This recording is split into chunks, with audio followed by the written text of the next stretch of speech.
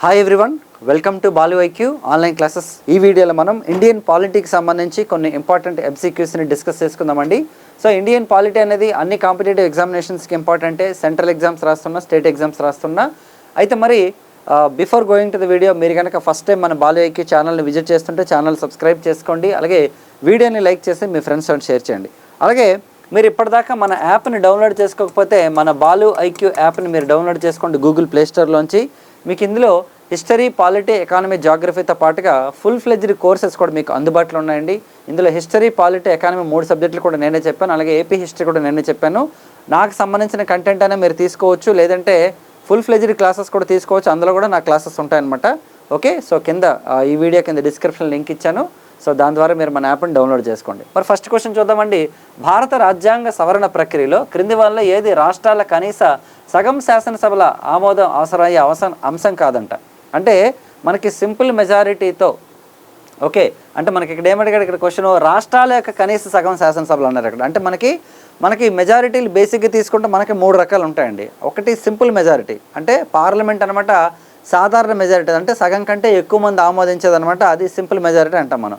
రెండోది special majority అండి, parliament 2/3 మెజారిటీతో. రీసెంట్గా చూడండి 131 కాన్స్టిట్యూషన్ అమెండ్మెంట్ బిల్ అనేది ఓడిపోయింది కదా, సో అలా అనమాట, అది స్పెషల్ మెజారిటీ బిల్లు. మరి స్పెషల్ కమ్ స్టేట్స్ అంటే అర్థం ఏంటంటే మనకి పార్లమెంట్ స్పెషల్ మెజారిటీతో ఆమోదించిన తర్వాత కూడా సగం కంటే ఎక్కువ రాష్ట్రాలు ఆమోదించాలన్నమాట. ఫర్ ఎగ్జాంపుల్ తీసుకుంటే GST బిల్, మనకి 2017 జూలై 1 మనకి GST వచ్చింది కదా. మనకి ఏదైతే 101 GST 101 అమెండ్మెంట్ బిల్ ఏదైతే యాక్ట్ ఏదైతే వచ్చిందో మనకి ఆ GST అనేది మనకి భారతదేశంలో పార్లమెంట్ తర్వాత సగం కంటే ఎక్కువ రాష్ట్రాల శాసనసభలు సింపుల్ మెజారిటీతో ఆమోదించాయి. ఇక్కడ గుర్తుపెట్టుకోండి, పార్లమెంట్ అయితే స్పెషల్ మెజారిటీ, రాష్ట్రాల అసెంబ్లీలో అయితే సింపుల్ మెజారిటీ, సగం కంటే ఎక్కువ రాష్ట్రాలు. సో మరి ఆ ప్రాసెస్లో కానిది ఏంటని అడుగుతున్నారు ఇక్కడ మనకి. ఒకటి రాష్ట్రపతి ఎన్నిక విధానం, అంటే ప్రెసిడెంట్ ఆఫ్ ఇండియా ఎలక్షన్స్ని మనం ఆర్టికల్ నెంబర్ 55 ద్వారా ఎన్నుకుంటామండి.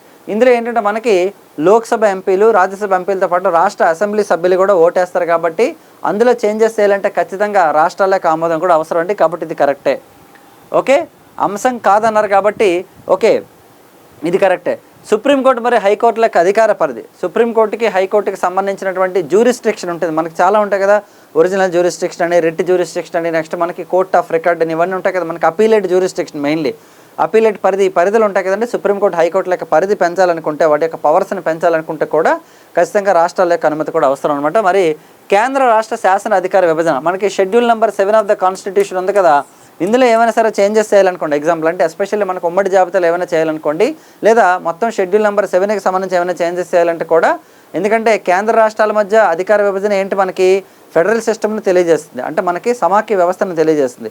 సో ఈ సమాఖ్య వ్యవస్థకు సంబంధించి ఏమైనా సరే చేంజెస్ చేయాలంటే కూడా ఖచ్చితంగా మనకి రాష్ట్రాల యొక్క ఆమోదం కూడా అవసరం అండి. మరి పౌరసత్వ నిబంధనలకు మాత్రం అవసరం లేదు. సో కాబట్టి ఇదే ఆన్సర్ అనమాట యాక్చువల్లీ. ఓకేనండి, పౌరసత్వ నిబంధనలు అంటే మనకి సిటిజన్షిప్ అనమాట. సో సిటిజన్షిప్ అనేది it requires only simple majority of parliament, it does not requires even special majority అండి. మనకి పార్ట్ 1 ఆఫ్ ద కాన్స్టిట్యూషన్లో మనకి ఆర్టికల్ నెంబర్ 1 నుంచి 4 వరకు రాష్ట్రాలు మరియు కేంద్రపాలిత ప్రాంతాలు, అలాగే నెక్స్ట్ అలాగే దానికి సంబంధించినటువంటి టెరిటరీస్కి సంబంధించి ఉంటుంది మనకి 1 to 4 ఆర్టికల్లోని. సో అది కూడా మనకి పార్లమెంట్ యొక్క సింపుల్ మెజారిటీ సరిపోతుంది. అలాగే పార్ట్ 2లో మనకి 5 to 11 ఆర్టికల్స్ అండి, ఇవేంటంటే మనకి సిటిజన్షిప్ గురించి చెప్తాయండి. మరి సిటిజన్షిప్కి సంబంధించినటువంటి అంశాల్లో కూడా మనకి పార్లమెంట్ సింపుల్ మెజారిటీ సరిపోతుంది అనమాట, స్పెషల్ మెజారిటీ అక్కర్లేదనమాట. సో కాబట్టి గుర్తుపెట్టుకోండి, దీనికి ఓకేనండి, రాష్ట్రాల యొక్క ఆమోదం అనేది అవసరం లేదు పౌరసత్వానికి. ఓకే రైట్, మరి నెక్స్ట్ క్వశ్చన్ చూద్దాం. రైట్, భారత రాజ్యాంగంలో సమాఖ్య వ్యవస్థ గురించి క్రింది వల్ల సరైనటువంటిది ఏదంట? Which of the following is true with respect to the federal system in India? భారతదేశం సంపూర్ణ సమాఖ్య దేశమా? ఓకే, కంప్లీట్గా సమాఖ్య. అసలు ఎందుకు సమాఖ్య అంటే అర్థం ఏంటి? కేంద్ర ప్రభుత్వానికి రాష్ట్ర ప్రభుత్వాలకి మంచి రిలేషన్స్ కనుక ఉంటే, అంటే సెంట్రల్ గవర్నమెంట్కి స్టేట్స్కి మంచి రిలేషన్స్ కనుక ఉంటే, అంటే మంచి రిలేషన్స్ లేవా అంటే మంచి రిలేషన్సే ఉన్నాయి. అంటే కేంద్ర ప్రభుత్వం అనేది రాష్ట్రాలను కనుక డామినేట్ చేయకుండా ఉంటూ కలిసి పనిచేసుకుంటూ దాన్ని సమాఖ్య వ్యవస్థ అంటారనమాట. మరి రాష్ట్రాలకు విడిపోయే హక్కు ఉంది. ఓకే, భారతదేశంలో ఉందా రాష్ట్రాలకు విడిపోయే హక్కు? లేదు. ఓకే, ఇండియాలో రాష్ట్రాలకు విడిపోయే హక్కు లేదు. ఎందుకంటే మన భారతదేశం అనేది రాష్ట్రాలుగా మనకి ఫ్లెక్సిబిలిటీ, అడ్మినిస్ట్రేటివ్ ఫ్లెక్సిబిలిటీ కోసం మనకి డివిజన్ చేశారు తప్పించి దేశం అంతా ఒకటే మనకి. ఇప్పుడు భారత సమాఖ్య వ్యవస్థలో ఏకకేంద్ర లక్షణాలు కూడా ఉన్నాయంట. అంటే భారతదేశంలో కొన్నిసార్లు యూనిటరీ లక్షణాలు కూడా ఉన్నాయంట. అంటే కొన్నిసార్లు కేంద్ర ప్రభుత్వం డామినేషన్ కూడా ఉందంట, కొన్నిసార్లు అన్నాడు ఇక్కడ. అందుకనే మనకి ఏంటంటే ఒక ఏకకేంద్ర లక్షణాలు కూడా ఉన్నాయి. రాష్ట్రాలు రాజ్యాంగానికి మించిన అధికారులు కలిగి ఉంటాయంట.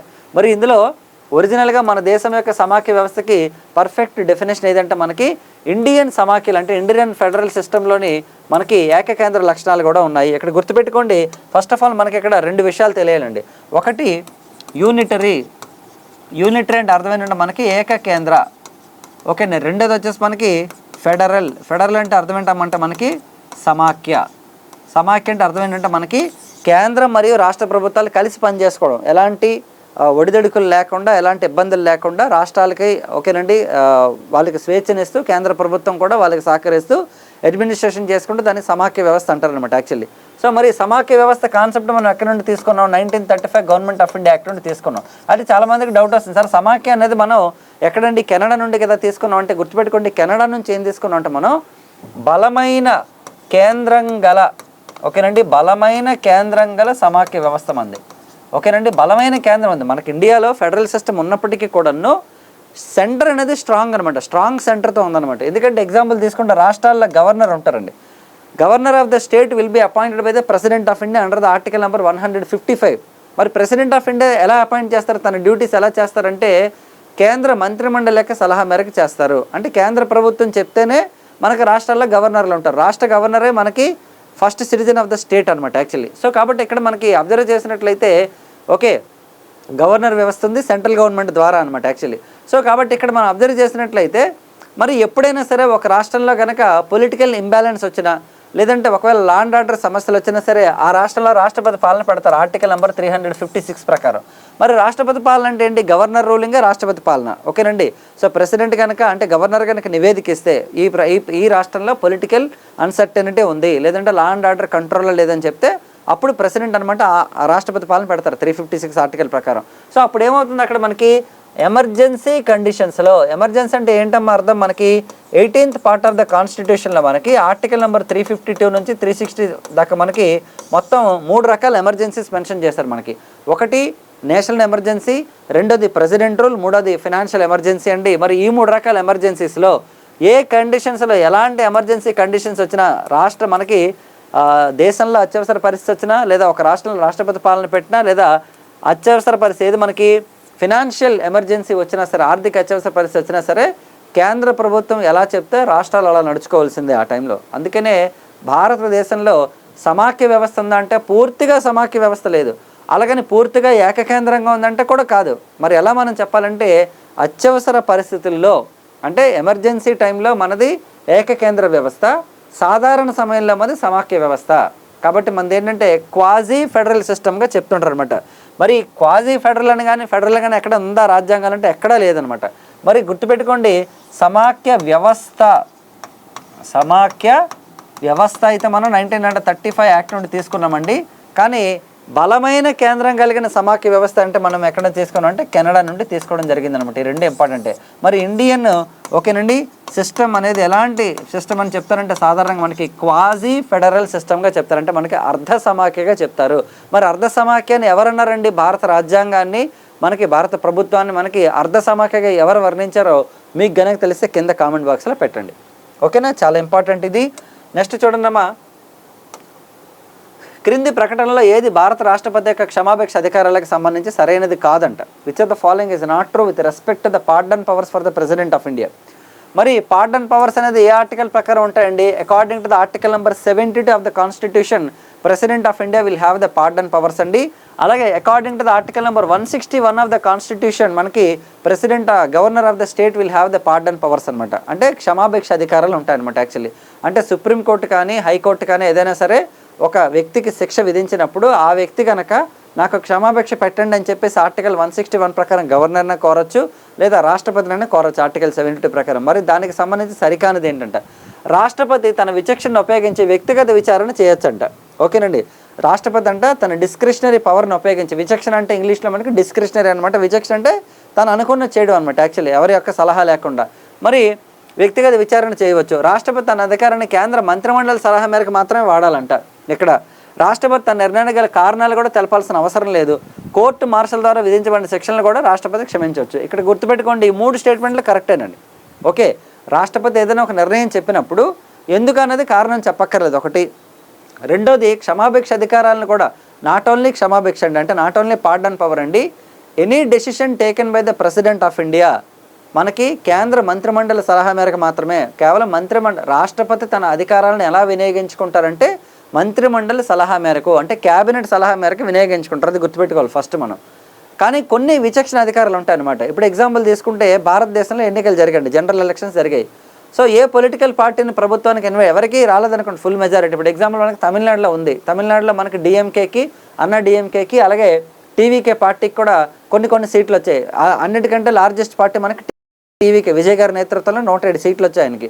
ఓకే 108 అని చెప్తారు కదా సార్ అంటే మనకి ఆయన 2 దగ్గరలు పోటీ చేశారు కాబట్టి ఓవరాల్గా 108, ఒక సీట్ వదులుకుంటే 107 అనమాట.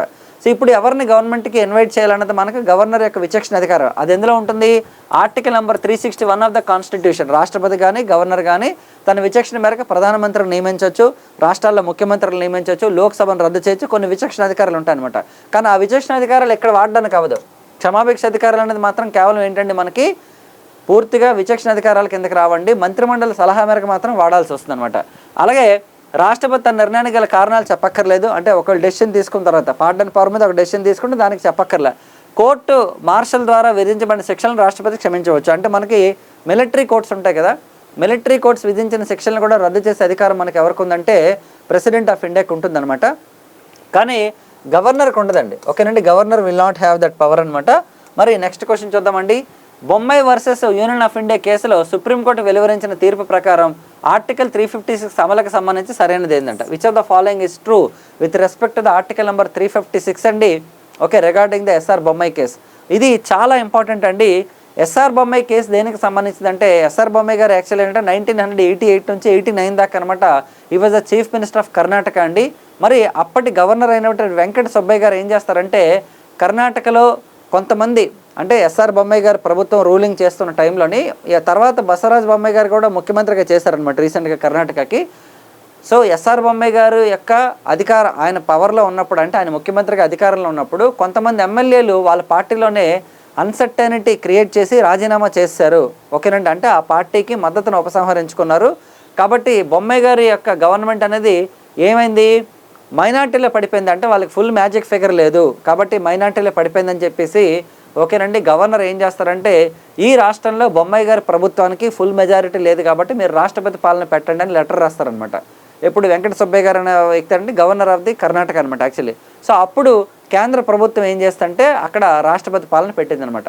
సో ఈ నిర్ణయాన్ని నిరసిస్తూ ఓకేనండి ఎస్ఆర్ బొమ్మాయి గారు అనమాట సుప్రీంకోర్టులో కేసు వేశారనమాట. సుప్రీంకోర్టు మనకి 1994 ఓకేనండి లో మనకి జడ్జిమెంట్ ఇచ్చింది. మార్చి 11 అనుకుంటా డేట్ అయితే, మార్చి 11 జడ్జిమెంట్ ఇచ్చిందండి. మరి ఆ జడ్జిమెంట్ ఏంటో అడుగుతున్నారు ఇక్కడ. రాష్ట్ర అసెంబ్లీని రాష్ట్రపతి పరిపాలన విధించిన వెంటనే రద్దు చేయొచ్చు అన్నారా, రాష్ట్రపతి పాలన విధిస్తూ జారీ చేసిన ప్రకటన న్యాయ సమీక్షకు లోబడి ఉండదని అన్నారా, మరి పార్లమెంట్ ఆమోదం పొందిన తర్వాత మాత్రమే రాష్ట్ర అసెంబ్లీని రద్దు చేయాలన్నారా, కేంద్రం పంపిన నివేదిక ఆధారంగా రాష్ట్రపతి తీసుకున్న నిర్ణయమే తుది నిర్ణయం అన్నారా. మరి ఇక్కడ అబ్జర్వ్ చేస్తే మనకి రాష్ట్రపతి పాలన ఓకేనండి. సో మరి ఆన్సర్ వచ్చేసి మనకి పార్లమెంట్ ఆమోదం పొందిన తర్వాత మాత్రమే రాష్ట్ర అసెంబ్లీని రద్దు చేయాలి. ఇక్కడ లాజిక్ ఏంటంటే మనకి సుప్రీంకోర్టు ఏం చెప్పిందంటే ఎస్ఆర్ బొమ్మాయి గారి కేసులో 1994లోని federalism is the basic structure of the constitution. Federalism అంటే అర్థం ఏంటి, రాష్ట్రాల యొక్క హక్కుల్ని కాపాడడం అనేది ఫెడరలిజంలో మెయిన్ పాయింట్ అనమాట యాక్చువల్లీ. సో కాబట్టి మనకి సమాఖ్య వ్యవస్థ అనేది చాలా ఇంపార్టెంట్ బేసిక్ స్ట్రక్చర్లోని. కేంద్రం రాష్ట్ర ప్రభుత్వాలు కనుక సమకాలీనంగా వెళ్తేనే దేశం బాగుంటుందని చెప్పింది అనమాట సుప్రీంకోర్టు.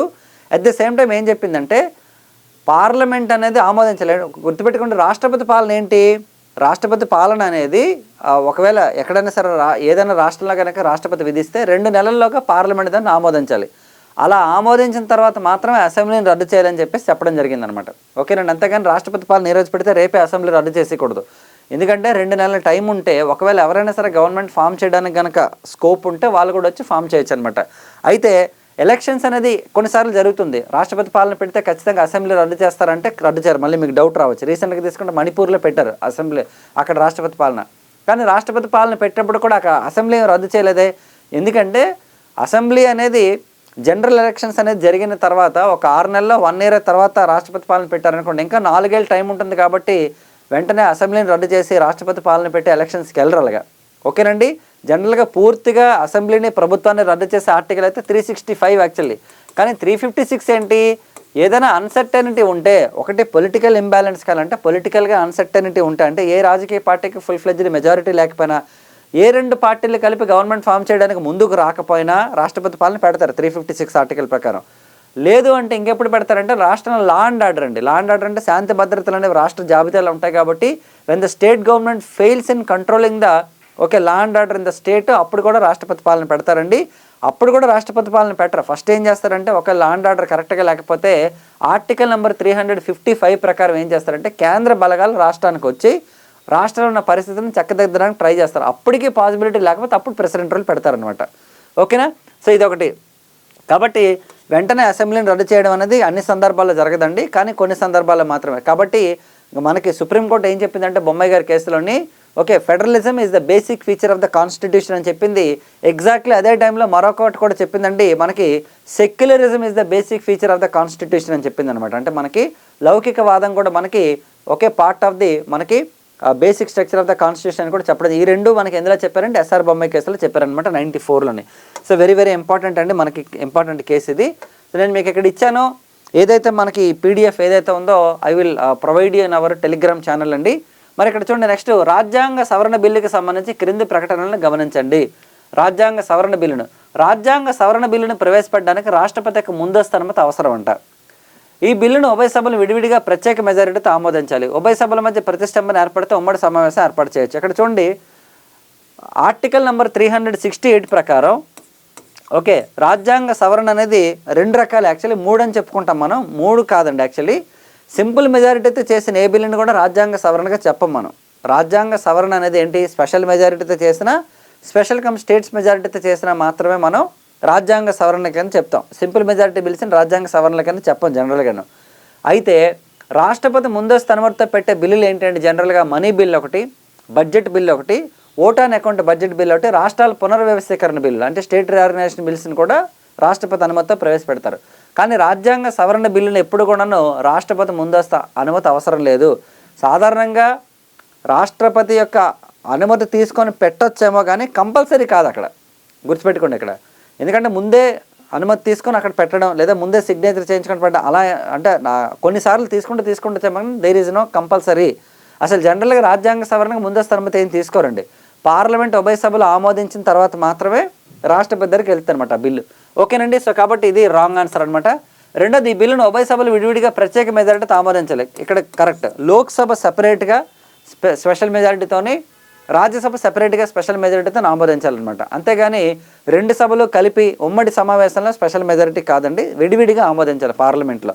ఓకే, ఎగ్జాంపుల్ తీసుకుంటే మనకి ఫస్ట్ కాన్స్టిట్యూషన్ అమెండ్మెంట్ నుంచి మొన్నటి 106 రాజ్యాంగ సవరణ వరకు అన్నీ కూడా స్పెషల్ మెజారిటీతో ఆమోదించినవే. కొన్ని బిల్లులు అయితే మనం ఇందాక చెప్పుకున్నట్టు రాష్ట్రాల అనుమతి కూడా అవసరం అనమాట. నెక్స్ట్ ఇది ఉభయ సభల మధ్య ప్రతిష్టంభన ఏర్పడితే ఉమ్మడి సమావేశం ఉంటుందంట. గుర్తుపెట్టుకోండి, సింపుల్ మెజారిటీ బిల్స్కి తప్ప, అంటే మనకి కేవలం సింపుల్ మెజారిటీ బిల్స్ అంటే మనకి సగం కంటే ఎక్కువ మంది ఆమోదిస్తే చేసే చట్టాల విషయంలో తప్పించి ఉభయ సభల సంయుక్త సమావేశం అనేది రాజ్యాంగ సవరణలకు ఉండదండి. ఒక కాన్స్టిట్యూషన్ అమెండ్మెంట్ తెచ్చినప్పుడు ఎప్పుడు కూడా జాయింట్ సెషన్ అనేది ఉండదు. జాయింట్ సెషన్ అనేది ఓన్లీ దేనికి అప్లికబుల్ అవుతుంది, only for simple majority bills. అలాగే జాయింట్ సెషన్లో పెట్టిన తర్వాత సింపుల్ మెజారిటీ సరిపోతుంది అనమాట. అక్కడ మళ్ళీ స్పెషల్ మెజారిటీ అక్కర్లేదు. భారతదేశంలో మనకి ఇప్పటిదాకా మనకు 3 సార్లు పెట్టారండి. 1961లో ఒకసారి, 1978లో ఒకసారి, 2002లో ఒకసారి మనకి జాయింట్ సెషన్స్ని కండక్ట్ చేశారండి. 1961లో అయితే మనకి ఏది యాంటీ డౌరీ యాక్ట్ అనమాట. అంటే డౌరీ ప్రొహిబిషన్ యాక్ట్ అండి, వరకట్న నిషేధ చట్టం ఉంది కదా, ఆ బిల్లు మీద పెట్టారనమాట. 1978లో మనకి దేని మీద పెట్టారంటే బ్యాంకింగ్ రెగ్యులేషన్ బిల్ మీద పెట్టారండి. 2002లో అయితే మనకి పోటా అంటే మనకి ప్రివెన్షన్ ఆఫ్ టెర్రరిజం యాక్టివిటీస్కి సంబంధించి పెట్టారనమాట జాయింట్ సెషన్. ఈ 3 సందర్భాల్లోనే జాయింట్ సెషన్ పెట్టారు. దెర్ ఈజ్ ఓన్లీ 1 పర్సన్ అండి who voted in all the 3 joint session అంటే మనకి అటల్ బిహారీ వాజ్పేయి గారు. 1961లో హీ వాజ్ ఎన్ ఎంపీ అనమాట. ఓకే, జనసంఘ్ పార్టీ నుంచి ఎంపీగా గెలిచారు ఆయన ఓటేశారనమాట. 1978లో he was a minister in Janata party, Morarji Desai గారి ప్రభుత్వంలో ఆయన మనకి ఎక్స్టర్నల్ అఫైర్స్ మినిస్టర్గా చేశారండి. అప్పుడు కూడా ఓటేశారండి. 2002లో he was the prime minister అండి. ఓకేనండి. ఆయన ఎన్డీఏ అంటే national democratic alliance, Bharatiya Janata party అనేది లార్జెస్ట్ పార్టీ ఇన్ ఎన్డీఏ అనమాట. సో 3 సార్లు ఓటేసినటువంటి వ్యక్తి అనమాట జాయింట్ సెషన్స్లోనే, మనం గుర్తుపెట్టుకోవచ్చు అలా కూడా. సో మరి జాయింట్ సెషన్ అనేది రాజ్యాంగ సవరణలకు ఉండదండి. కాబట్టి only 2 is the answer here. Okay, next question. భారత రాజ్యాంగంలో ఆర్టికల్ 368 ప్రకారం ఈ క్రింది ఏ అంశాలను సవరించడానికి పార్లమెంట్కి ప్రత్యేక మెజారిటీతో పాటు రాష్ట్రాల ఆమోదం తప్పనిసరి అంట. ఇక్కడ మనకి అమెండ్మెంట్స్కి సంబంధించి క్వశ్చన్స్ ఉన్నాయి, అలాగే ఫెడరలిజంకి సంబంధించి కూడాను ఈ వీడియోలో. మరి ఒకసారి చూద్దామండి. ఇండియన్ కాన్స్టిట్యూషన్లో మనకి ఆర్టికల్ నెంబర్ 368 ఏంటి, మనకి పార్ట్ 20 ఆఫ్ ద కాన్స్టిట్యూషన్లో ఉంది. అలాగే మనకి we have taken that from south Africa. మనం దక్షిణాఫ్రికా నుంచి తీసుకున్నాం. మనం ఏంటి అమెండ్మెంట్ ప్రాసెస్ అనేది మనకి ఫస్ట్ కాన్స్టిట్యూషన్ అమెండ్మెంట్ అంటే రాజ్యాంగానికి మొట్టమొదటి సవరణ మనకి 1951లో జరిగిందండి. మరి అయితే ఈ రాజ్యాంగ సవరణ ఏదైతే ఉందో ఏమడుగుతున్నారు ఇక్కడ మనకంటే స్పెషల్ మెజారిటీ, పార్లమెంట్ స్పెషల్ మెజారిటీతో పాటు సగం కంటే ఎక్కువ రాష్ట్రాల ఆమోదం అనేది దేనికి అవసరం అంటే ఇక్కడ చూద్దామంటే ఒకటి ఫండమెంటల్ రైట్స్ని అమెండ్ చేయడానికి. అంటే ఫండమెంటల్ రైట్స్ని అమెండ్ చేయడానికి ఓన్లీ స్పెషల్ మెజారిటీ సరిపోతుందండి, రాష్ట్రాల మెజారిటీ అక్కర్లేదు. ఎందుకంటే ప్రాథమిక హక్కులు అంటే ఏంటి, మనకి ఆర్టికల్ 15 కానీ ఆర్టికల్ 16 కానీ 19 కానీ ఏదైనా సరే సవరిస్తారు కదా. ఎగ్జాంపుల్ తీసుకుంటే మనకి ఈడబ్ల్యూఎస్ రిజర్వేషన్ వచ్చింది. ఎకనామికల్లీ వీకర్ సెక్షన్స్ బిల్ అనేది మనకి ఓన్లీ పార్లమెంట్ ఆమోదించింది కానీ మళ్ళీ రాష్ట్రాల అసెంబ్లీలకు పంపించలేదు యాక్చువల్ అక్కడ మనకి. కాబట్టి ప్రాథమిక హక్కుల సవరణకు మనకి నార్మల్గా స్పెషల్ మెజారిటీ చాలు పార్లమెంట్ది. అలాగే రాష్ట్రపతి యొక్క ఎన్నిక విధానం ఇది ఇంపార్టెంట్. ఇది కూడా ఇందాక కూడా మనం చెప్పుకున్నాం కదా. ఎందుకంటే ఇందులో రాష్ట్రాల యొక్క శాసనసభల యొక్క ఎమ్మెల్యేలు ఇన్వాల్వ్ అయ్యి ఉంటారు. ఎందుకంటే ఎమ్మెల్యేలు కూడా ఓటేస్తారు కదా ఆర్టికల్ 55 ప్రకారం ఏంటంటే మనకి ఎలక్షన్ ప్రాసెస్లో. ఎందుకంటే ఆర్టికల్ 54లో వాళ్ళు ఎలక్ట్రల్ కాలేజీలో ఉంటారనమాట. లోక్సభ మెంబర్సు, రాజ్యసభ మెంబర్సు, ఎమ్మెల్యేలు అందరూ కలిపి they are part of electoral college. కాబట్టి డెఫినెట్గా ఒకవేళ రాష్ట్రపతి ఎన్నిక విధానంలో ఏమైనా సరే చేంజెస్ చేస్తే డెఫినెట్గా రాష్ట్రాల ఆమోదం కూడా అవసరం.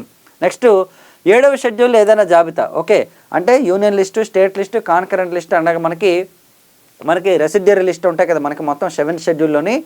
ఎందులో చేంజెస్ చేస్తారు, ఎందుకంటే రాష్ట్ర జాబితాల నుంచి కానీ ఉమ్మడి జాబితాల నుంచి కానీ ఏమైనా సరే మార్పులు చేయాలంటే కూడా ఖచ్చితంగా రాష్ట్రాల అనుమతి అవసరం. కాబట్టి ఎందుకంటే ఫెడరలిజంకి సంబంధించింది కదా. ఫెడరలిజం అంటే ఏంటి, సమాఖ్య వ్యవస్థ అంటే మనకి కేంద్ర మరియు రాష్ట్రాల మధ్య ఉండేటటువంటి రిలేషన్. కాబట్టి ఖచ్చితంగా దానికి కూడా మనకు అవసరం అండి.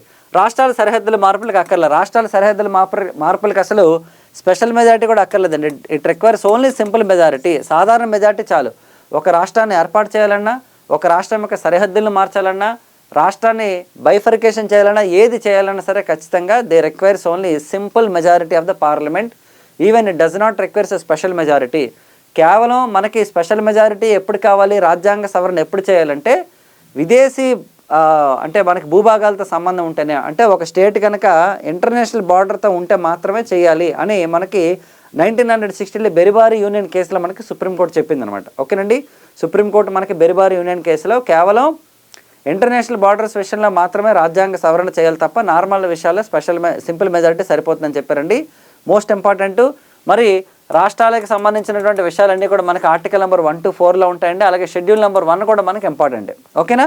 సో కాబట్టి ఆన్సర్ ఏంటి మనకి 2, 3 అనమాట ఆన్సర్, 2 and 3. ఓకేనా. నెక్స్ట్ క్వశ్చన్ చూద్దామండి. భారత ప్రధానమంత్రికి సంబంధించి సరైనటువంటి ప్రకటనను గుర్తించండి. Which of the following is true with respect to the prime minister of India. ప్రధానమంత్రిని రాష్ట్రపతి నేరుగా నియమిస్తారా? Prime minister of India will be directly appointed by the president of ఇండియానా? ప్రధానమంత్రి లోక్సభలో మెజారిటీ పార్టీకి నాయకుడై ఉండాలంట. ఓకేనండి. లోక్సభలో ఎవరైతే జనరల్ ఎలక్షన్స్లో గెలుస్తారో, లోక్సభలో ఎవరికైతే హయ్యెస్ట్ మెజారిటీ ఉన్న పొలిటికల్ పార్టీ ఉంటుందో దాని యొక్క లీడర్ అయి ఉండాలంట. ప్రధానమంత్రి తప్పనిసరిగా లోక్సభ సభ్యుడే ఉండాలా, రాజ్యసభ సభ్యుడు ప్రధానమంత్రి కాలేరా అంటే ఈ 4 స్టేట్మెంట్లో మనకి ఇది కరెక్ట్ అండి. ఎందుకంటే ప్రైమ్ మినిస్టర్ ఆఫ్ ఇండియా ఎవరైతే అవుతున్నారో వాళ్ళకి లోక్సభలో మెజారిటీ ఉండాలి. మరి లోక్సభలో మెజారిటీ అంటే ఏంటి, present strength of Lok Sabha is 543 అండి. And the magic figure for this వచ్చేసి మనకి 273, 273 అనేది మనకి మ్యాజిక్ ఫిగర్ అండి to become the prime minister of the country. మరి అటువంటి వ్యక్తిని మాత్రమే రాష్ట్రపతి అనమాట ప్రధానమంత్రిగా నియమిస్తారు, మంత్రిమండలితో ప్రమాణ స్వీకారం చేయిస్తారు. అంతేగాని డైరెక్ట్గా ప్రెసిడెంట్ అనమాట ప్రైమ్ మినిస్టర్ నియమించారండి ఎక్కడన్నో. అది మనం లేదనమాట. అలాగే నెక్స్ట్ ప్రధానమంత్రి తప్పనిసరిగా లోక్సభ సభ్యుడే ఉండాలంటే కాదు. ఎందుకంటే ఒక వ్యక్తి ప్రధానమంత్రి అయ్యేటప్పుడు పార్లమెంట్లో సభ్యత్వం లేకపోయినా పర్లే, ఒక వ్యక్తి రాష్ట్రానికి ముఖ్యమంత్రి అయినప్పుడు పార్లమెంట్లో సభ్యత్వం లేకపోయినా పర్లే, కానీ వితిన్ 6 monthsలోగా ఏదో ఒక సభకి ఎన్నికవ్వాలి. లోక్సభకు కానీ రాజ్యసభకు కానీ ఎన్నికైతే సరిపోతుంది. రాష్ట్రాల్లో అయితే ఒకవేళ ఆ రాష్ట్రంలో కనుక అసెంబ్లీ ఉంటే అసెంబ్లీ కంపల్సరీగా ఉంటుంది, కౌన్సిల్ ఉంటే కౌన్సిల్కి కూడా ఎన్నికవచ్చు అనమాట యాక్చువల్లీ. సో మరి భారతదేశంలో సార్ పార్లమెంట్లో సభ్యత్వం లేకుండా లోక్సభ సభ్యుడి కాకుండా ఎవరైనా అయ్యారంటే ఎవరయ్యారు మనకి పివి నరసింహారావు గారు. పివి నరసింహారావు గారు ఆయన ప్రధానమంత్రి అయినప్పుడు 1991లో ఈ was not member of parliament. లోక్సభలో కానీ రాజ్యసభలో కానీ సభ్యుడి కాదు అతను. కానీ తర్వాత కాలంలో ఆయన నంద్యాల నుంచి లోక్సభకి ఎన్నిక అవ్వడం జరిగిందండి. Very important. అలాగే రాజ్యసభ సభ్యుడు ప్రధానమంత్రి కాలారన్నారు. ఎందుకు అవ్వలేదు, అయ్యారుగా. ఇందిరాగాంధీ గారు రాజ్యసభ నుంచే ప్రధానమంత్రి అయ్యారు. So first person to become prime minister of Rajya Sabha Indira Gandhi. అలాగే నెక్స్ట్ వచ్చేసి ఎవరండి అయ్యారు మనకి, హెచ్డి దేవగౌడ్ గారు మనకి రాజ్యసభ సభ్యులే ప్రధానమంత్రి అయ్యారు. అలాగే ఐకే గుజరాల్ గారు కూడా మనకి ఆయన రాజ్యసభ సభ్యుడే ప్రధానమంత్రి అయ్యారు. అలాగే మన్మోహన్ సింగ్ గారు కూడా మనకి 2004 నుంచి 14 వరకు చేశారండి, ఆయన కూడా రాజ్యసభ సభ్యులే అనమాట. సో రాజ్యసభ సభ్యులైనా లోక్సభ సభ్యులైనా సరే ప్రధానమంత్రి అవ్వచ్చు అనమాట. Very very important. So these are the questions అండి. ఓకే, ఇన్ టుడేస్ క్లాస్ అనమాట. ఒకవేళ మీకు నా ఎక్స్ప్లెనేషన్ నచ్చినట్లయితే మన ఛానల్ని సబ్స్క్రైబ్ చేసుకోండి. అలాగే మన బాలుఐక్యూ యాప్ని మీరు గూగుల్ ప్లే స్టోర్లోంచి డౌన్లోడ్ చేసుకోండి.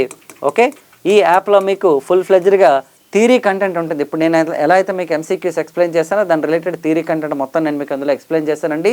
So this is the video for today. Next వీడియోలో మళ్ళీ కలుద్దాం. Thank you so much and wish you all the best.